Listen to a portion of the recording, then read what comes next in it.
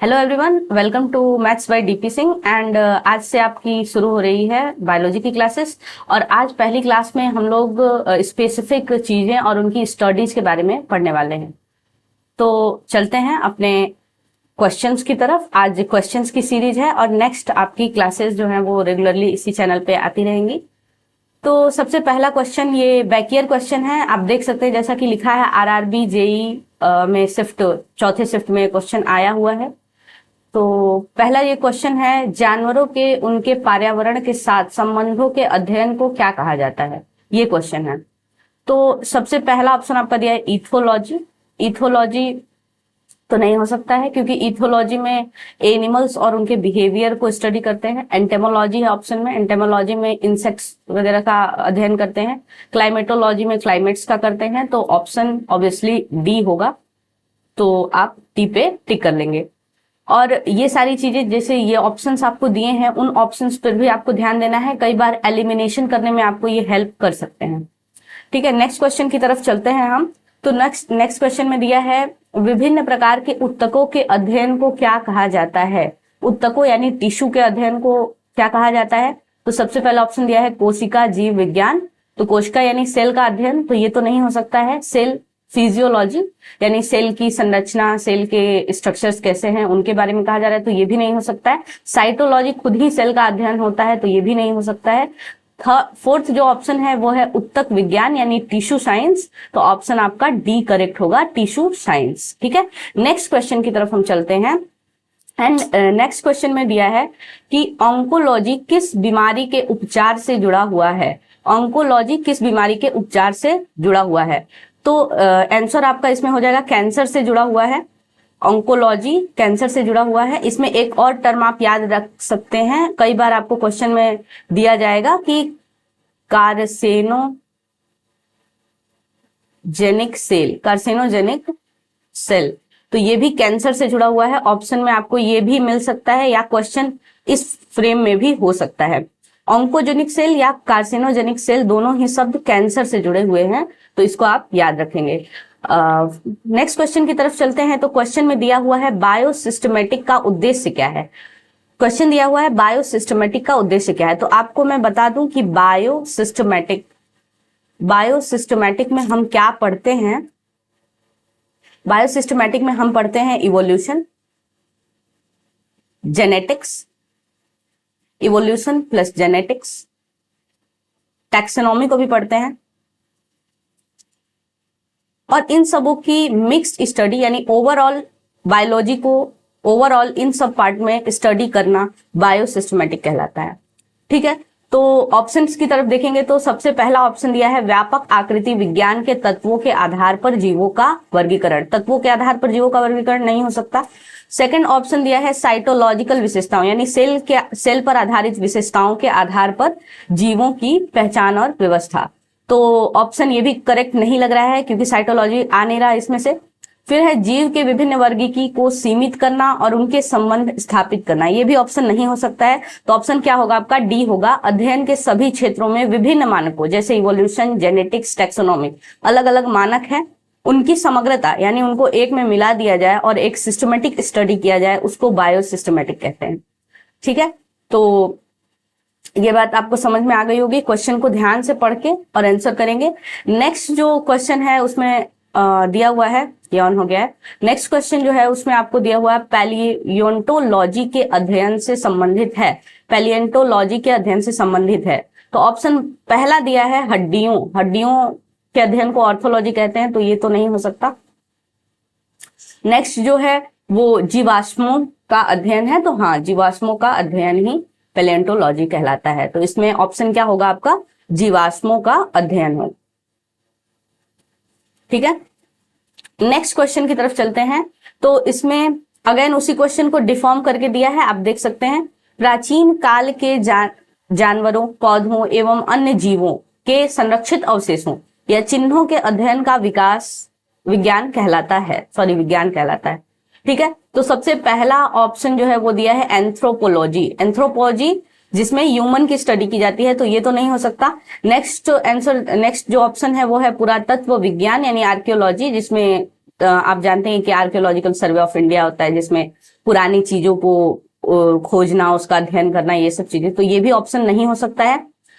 Next जो answer है वो है जीवाश्म विज्ञान, यानी अगेन पैलियोटोलॉजी, तो आंसर आपका होगा पैलियोटोलॉजी। और नेक्स्ट जो इसी में ऑप्शन है उसको भी याद कर लेंगे, कई बार ऑप्शंस जो होते हैं वो एलिमिनेट करने में आपको हेल्प कर सकते हैं क्वेश्चन में। तो नेक्स्ट जो है वो है औषधि विज्ञान यानी फार्मेकोलॉजी। ठीक है, नेक्स्ट क्वेश्चन की तरफ चलते हैं, और इसमें दिया है सब्जियों, फलों, फूलों जैसी उच्च मूल्य वाली फसलों की खेती को क्या कहा जाता है। तो इसमें ऑप्शंस आपको जो दिए हैं उसमें ऑप्शन आपका हो जाएगा हॉर्टिकल्चर। क्या ऑप्शन हो जाएगा? हॉर्टिकल्चर। ठीक है, आंसर होगा हॉर्टिकल्चर। ऐसे आप याद रख सकते हैं कि सब्जी से बनाई जाती है सूप, सब्जी से बनाई जाती है सूप, और सूप क्या होता है? हॉट होता है। तो ऐसे आप याद रख सकते हैं कि हॉर्टिकल्चर। ठीक है, कई बार इसमें कंफ्यूज हो जाते हैं। नेक्स्ट क्वेश्चन आपका दिया हुआ है कोशिकाओं के अध्ययन को क्या कहा जाता है। ऑप्शंस को इसमें ध्यान से अगर देखा जाए तो ऑप्शंस, पहला ऑप्शन दिया हुआ है सीरियोलॉजी। जब भी देखेंगे कि सेल की बात की जाए, कोशिका मतलब सेल, और सेल की बात की जाए तो साइटो शब्द आएगा। ठीक है, साइटो शब्द, तो साइटो शब्द दो ही ऑप्शन में आ रहा है, एक है साइटोप्लाज्मा यानी कोशिका द्रव्य, और दूसरा है साइटोलॉजी यानी सेल का अध्ययन। तो सी ऑप्शन हो जाएगा आंसर, सी ऑप्शन आंसर हो जाएगा। आई थिंक इस पे येलो कलर ज्यादा विजिबल नहीं है, तो हम लोग रेड से मार्क कर लेते हैं, साइटोलॉजी। ठीक है, और साइटोप्लाज्मा का मतलब हो जाएगा कोशिका द्रव्य। ओके, नेक्स्ट क्वेश्चन की तरफ चलते हैं, एंड फिर से वही क्वेश्चन देखिए रिपीट हुआ है, बार बार क्वेश्चन रिपीट हो रहा है अलग अलग शिफ्ट में। पैलेंटोलॉजी के अध्ययन से संबंधित है, तो ये जीवाश्मों से संबंधित है। पैलेंटोलॉजी किससे संबंधित है? जीवाश्मों से संबंधित है। नेक्स्ट क्वेश्चन की तरफ देखेंगे, ये क्वेश्चन थोड़ा सा अलग है क्योंकि ये बार बार रिपीट भी नहीं हुआ है, नया क्वेश्चन। सौरोलॉजी का अध्ययन है, सौरोलॉजी का अध्ययन है। इसमें आपको तीन चीजें याद रखनी है, तीन चीजें। देखिए, पहला ऑप्शन दिया है मच्छर, तीसरा ऑप्शन है तिलचट्टा। तो मच्छर और तिलचट्टा का जो अध्ययन होता है, स्टडी, वो एक ही में किया जाता है, उसको बोलते हैं एंटोमोलॉजी, क्योंकि दोनों ही इंसेक्ट हैं, एंटोमोलॉजी। ओके, और तो बी आंसर इसका सही होगा। छिपकली का अध्ययन सौरोलॉजी में किया जाता है, छिपकली का अध्ययन सौरोलॉजी में किया जाता है।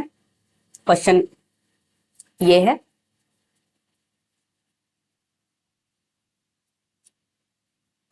एक मिनट, ये क्वेश्चन हो गया था हमारा। हाँ,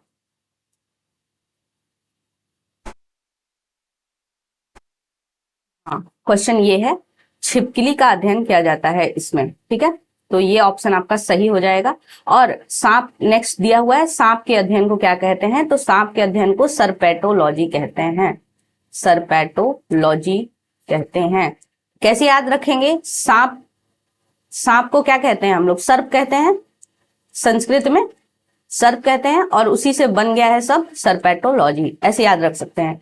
तो कई बार आपको ये क्वेश्चन में मिल सकता है।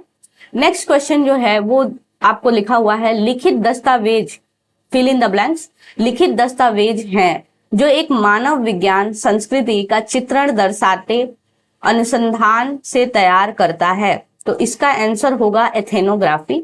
एथेनोग्राफी ऐसा दस्तावेज है जो कि एक मानव विज्ञान संस्कृति का चित्रण दर्शाता है। ठीक है, जो ऑप्शन है उनको भी एक बार देख लेते हैं। कल्चरल रिलेटिविज्म दिया हुआ है, यानी कोई इंसान किस कल्चर से बिलोंग कर रहा है उसके बेसिस पर उसका, उसके हाव भाव यानी उसके व्यू को, पॉइंट ऑफ व्यू को जानना, ये कल्चरल रिलेटिविज्म होता है। नेक्स्ट जो क्वेश्चन है एथेनोस्ट्रीम, एथेनोस्ट्रीम यानी वो इंसान किस संस्कृति से आता है, किस धर्म का है, इस बेसिस पर उसका हाव भाव चेक करना, ये हो जाता है। फिर नेक्स्ट ऑप्शन जो है वो एथेनोबॉटनी है। एथेनोबॉटनी में हम लोग क्या स्टडी करते हैं? ह्यूमन और वनस्पति का रिलेशन, ह्यूमन और वनस्पति का रिलेशन यानी बोटनी का रिलेशन। ठीक है, नेक्स्ट क्वेश्चन की तरफ चलते हैं, और क्वेश्चन आपको दिया हुआ है। अगेन देखिएगा इसमें कैसे बाकी जो ऑप्शन होंगे वो यूज होंगे, जो पहले ऑप्शन हम पढ़ते आए हैं वो सभी ऑप्शंस इसमें यूज होने वाले हैं। तो क्वेश्चन दिया हुआ है कि प्राचीन काल के जानवरों, पौधों एवं अन्य जीवों के संरक्षित अवशेषों या चिन्हों के अध्ययन का विज्ञान कहलाता है? प्राचीन काल के अवशेषों का संग्रह करना और फिर उनका अध्ययन करना, ये कहलाता है। तो ये जीवाश्म विज्ञान में होता है। तो ऑप्शन हो जाएगा सी करेक्ट। क्या हो जाएगा? पैलियोटोलॉजी। बाकी ऑप्शंस को भी देखेंगे। फिर से ऑप्शन दिया हुआ है एंथ्रोपोलॉजी, जिसमें ह्यूमन की स्टडी की जाती है, पुरातत्व विज्ञान, आर्कियोलॉजी, जिसमें पुरानी चीजों की स्टडी की जाती है, फार्मेकोलॉजी, जिसमें मेडिसिन की स्टडी की जाती है।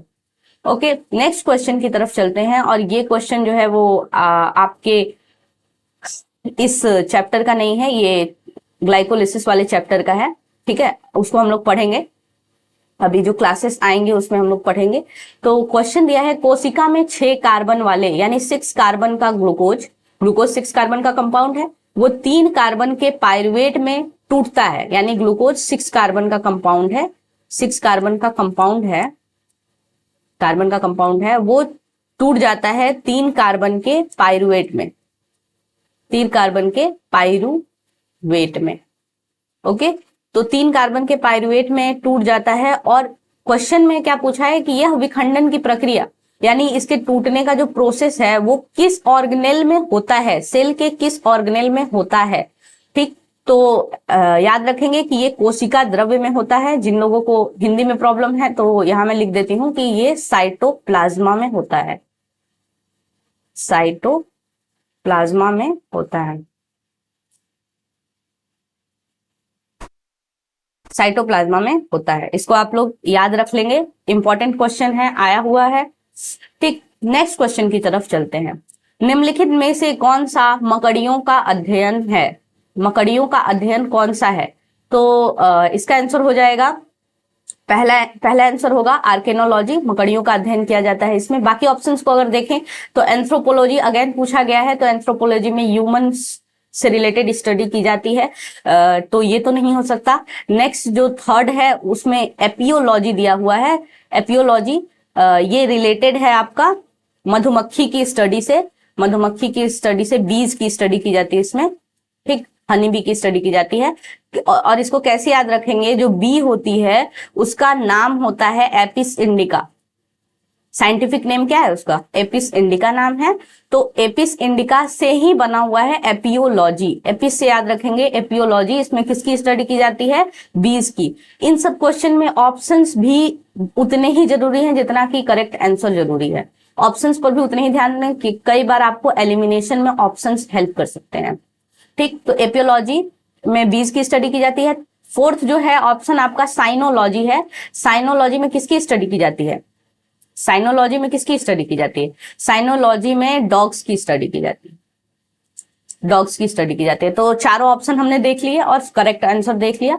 नेक्स्ट क्वेश्चन की तरफ चलते हैं।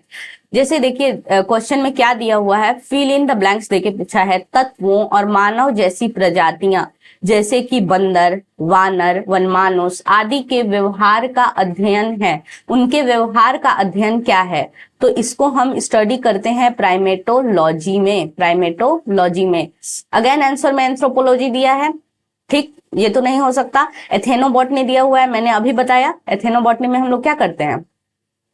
ह्यूमन और बोटनी के रिलेशन को देखते हैं, ह्यूमन प्लस बोटनी के रिलेशन को हम देखते हैं। ये भी नहीं हो सकता। एपोलॉजी में हमने अभी देखा कि इसमें बीज की स्टडी की जा रही है, तो ये भी नहीं हो सकता। तो आंसर क्या होगा? प्राइमेटोलॉजी होगा। ठीक, याद रखेंगे। नेक्स्ट क्वेश्चन जो है उसमें दिया हुआ है, विज्ञान की एक शाखा जो जीवन या पृथ्वी से परे मौजूद जीवन की संभावनाओं से संबंधित है, उसको हम क्या कहते हैं? तो एक बार करेक्ट आंसर देखने से पहले इस क्वेश्चन में हम एलिमिनेशन मेथड का यूज करके देखते हैं कि कौन कौन से ऑप्शन एलिमिनेट हो जाएंगे। करने का तरीका ये है, तो पहला ऑप्शन आपको दिया है एंटेमोलॉजी। एंटेमोलॉजी में मैंने आपको शुरू में अभी बताया। एंटेमोलॉजी में आप किसका स्टडी करते हैं? इंसेक्ट्स का स्टडी करते हैं। तो इसमें तो इंसेक्ट्स हो गया भाई, तो ये तो ऑप्शन नहीं हो सकता, ये तो ऑप्शन नहीं होगा। माइकोलॉजी हो सकता है क्या? नहीं हो सकता, क्योंकि इसमें फंगस की स्टडी करते हैं। माइकोलॉजी भी नहीं हो सकता। नेक्स्ट जो आंसर है डी आपका, वो है जीवाश्म विज्ञान, यानी इसमें फॉसिल्स की स्टडी कर रहे हैं, फसल्स की स्टडी कर रहे हैं, ठीक। तो ये भी नहीं हो सकता, तो आपका आंसर क्या होना चाहिए, बी होना चाहिए, एक्सोबायोलॉजी, एक्सोबायोलॉजी, ठीक है, याद रखेंगे। नेक्स्ट क्वेश्चन की तरफ चलते हैं, ठीक है।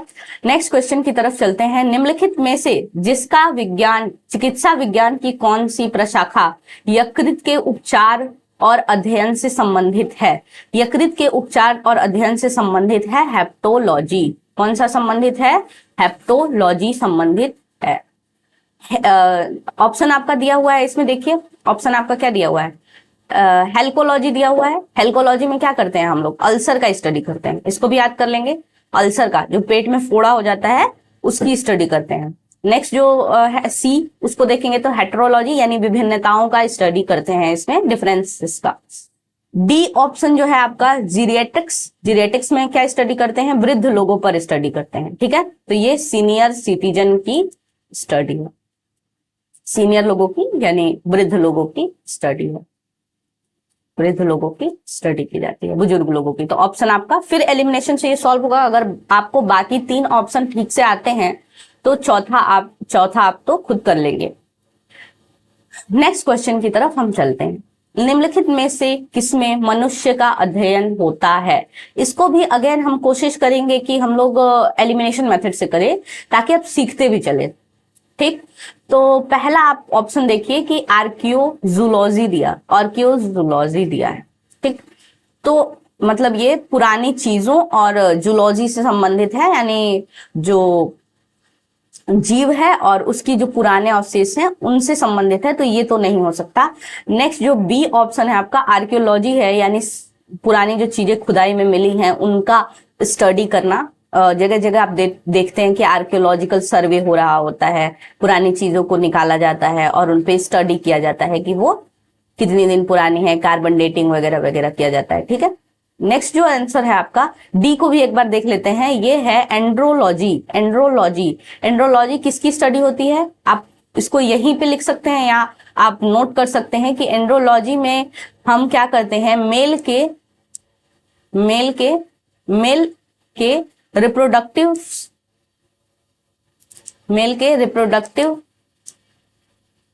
सिस्टम की स्टडी की जाती है। मेल के रिप्रोडक्टिव सिस्टम की स्टडी की जाती है, मेनली जिसमें हार्मोन्स आ जाते हैं, जैसे मेल के जो हार्मोन्स हैं वो आ जाते हैं, टेस्टोस्टेरोन वगैरह वगैरह, ठीक। नेक्स्ट जो सी ऑप्शन होगा आपका ह्यूमन की अध्ययन यानी एंथ्रोपोलॉजी होगा। तो करेक्ट ऑप्शन कौन सा होगा? एंथ्रोपोलॉजी होगा। अब मैं सबको मार्क कर दी हूं, तो आपको देखने में थोड़ा दिक्कत होगा कि ऑप्शन कौन सा करेक्ट था, आपको प्रॉब्लम होगी, तो मैं बाकी सब इरेज कर देती हूँ ताकि आप करेक्ट आंसर ध्यान में रख सकें, ठीक है। तो एंथ्रोपोलॉजी आंसर होगा। नेक्स्ट क्वेश्चन की तरफ चलें तो मॉर्फोलॉजी क्या है? मॉर्फोलॉजी किसे कहते हैं? तो मॉर्फोलॉजी हम किसे कहते हैं? तो सबसे पहला आंसर आप देखिए क्या दिया हुआ है, कीड़ों का अध्ययन, तो इसको तो एंटोमोलॉजी कहते हैं। कीड़ों के अध्ययन को हम लोग क्या कहते हैं? एंटोमोलॉजी। अभी पढ़ा इंसेक्ट्स के स्टडी को, तो ये तो नहीं होगा। मानव विकास का अध्ययन, ये भी नहीं हो सकता, एंथ्रोपोलॉजी है वो। जीव की आकृति, उसकी संरचना और विशिष्ट संरचनात्मक गुणों का अध्ययन, तो ऑप्शन सी करेक्ट होगा, ठीक। डी ऑप्शन में है जीव और पर्यावरण की परस्पर निर्भरता, तो वो तो नहीं हो सकता, ठीक। इकोलॉजी है ये। तो जीव की आकृति, मॉर्फोलॉजी का मतलब ही होता है स्ट्रक्चरल स्टडी। आप जब नेक्स्ट क्लासेस होंगी तो उसमें आप पढ़ेंगे कि प्लांट की मॉर्फोलॉजी, प्लांट की संरचनाएं कैसी कैसी हो सकती है। ओके, नेक्स्ट क्वेश्चन की तरफ चलेंगे। तो दिया हुआ है कि निम्नलिखित में से किस में मनुष्य का अध्ययन होता है? अगेन वही क्वेश्चन है, मनुष्य का अध्ययन एंथ्रोपोलॉजी में होता है, तो इसको तो देखते ही आपको टिक करना है, ठीक। नेक्स्ट क्वेश्चन की तरफ चलते हैं। निम्नलिखित में से कौन सा शब्द पशु व्यवहार के जैविक अध्ययन का सबसे अच्छा वर्णन करता है? पशु विज्ञान के, पशु व्यवहार के यानी animal behaviour, animal behaviour, animal behaviour का स्टडी किया जाता है। तो एनिमल बिहेवियर का स्टडी इथोलॉजी में किया जाता है। नेक्स्ट क्वेश्चन की तरफ चलें तो निम्नलिखित में से किस में मनुष्य का अध्ययन होता है। क्वेश्चन बार बार आ रहा है, अलग अलग शिफ्ट में पूछा गया है, तो आंसर हो जाएगा एंथ्रोपोलॉजी। आंसर क्या हो जाएगा? एंथ्रोपोलॉजी। नेक्स्ट क्वेश्चन की तरफ अगर हम चलें तो इसमें दिया हुआ है कि जेनेटिकल पैटर्न, जीव विज्ञान की कौन सी शाखा वंशानुक्रम पैटर्न के माध्यम पर केंद्रित है, यानी जेनेटिक्स। तो आंसर क्या हो जाएगा? जेनेटिक्स यानी अनुवांशिकी। नेक्स्ट क्वेश्चन की तरफ चलते हैं। हिमेटोलॉजी का अध्ययन किससे संबंधित है?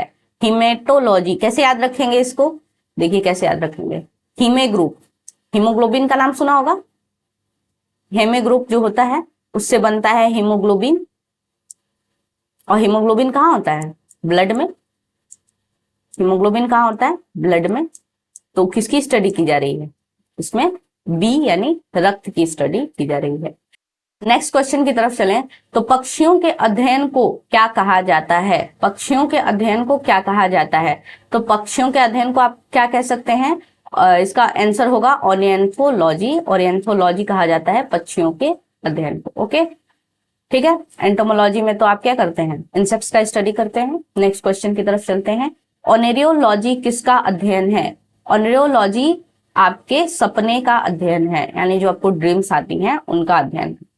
नेक्स्ट क्वेश्चन की तरफ चले तो इसमें दिया है पौधों में बीमारियों का अध्ययन और वह तरीका जिससे पौधे विरोध करते हैं या संक्रमण में से सामना करते हैं वो कहलाता है, तो वो कहलाता है फाइटोपैथोलॉजी। यानी फाइटो मतलब प्लांट और पैथोलॉजी मतलब इलाज। ठीक, विकृत विज्ञान नहीं हो सकता, क्रिया विज्ञान भी नहीं हो सकता, फोटोफार्मेटोजेनेसिस भी नहीं हो सकता।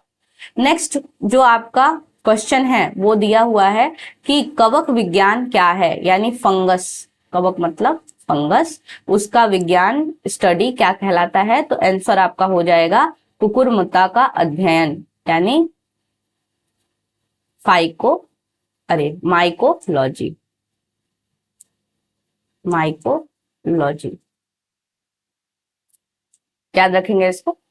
ठीक, नेक्स्ट कुछ टॉपिक्स हैं जिनको आपको याद रखना है, जैसे लिखा हुआ है linguistics, the study of language and its structure, मतलब कोई भाषा और उसकी संरचना कैसी है, उसका स्ट्रक्चर, उसको स्टडी करना।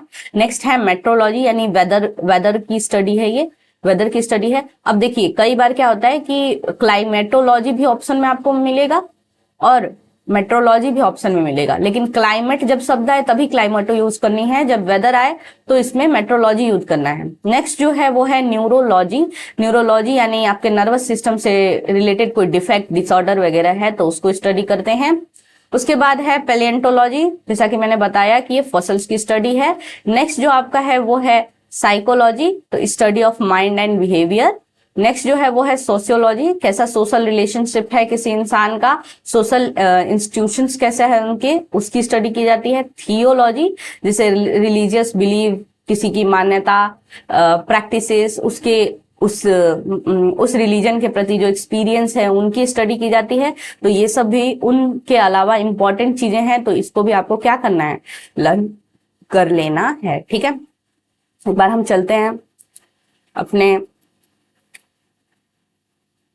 जैसा हमने शुरू किया था, तो ये देखिए डीपी सर की जो मैथ्स बाय डीपी सिंह है उनकी ऐप प्ले स्टोर पर अवेलेबल है। आप प्ले स्टोर से इसको डाउनलोड कर सकते हैं, प्ले स्टोर से आप डाउनलोड कर सकते हैं और सिर्फ 199 रुपीज में आप अपनी तैयारी कर सकते हैं।